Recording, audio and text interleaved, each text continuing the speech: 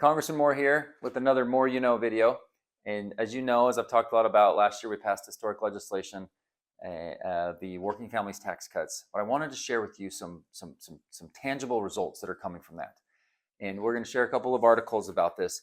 But the whole intent for the legislation was to make sure that American families are able to keep more of what they make and be able to, better plan and prepare for their future.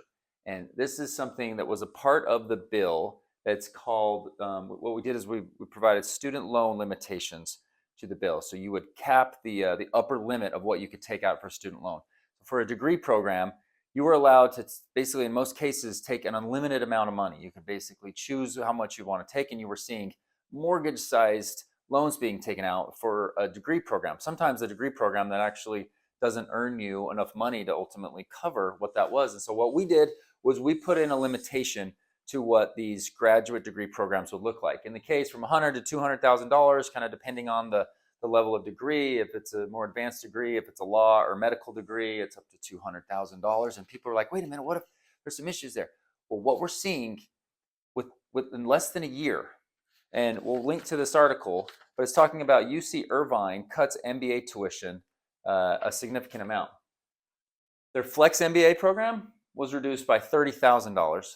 Their executive MBA program was reduced by $48,000 to be able to get under the cap. Now, there's a big problem here as to what we kind of knew was going on, tuition inflation, where it wasn't needed to be that high. And because we put these limitations on this and sort of suppress that monetary supply that's allowed to go out there, we're able to push costs down.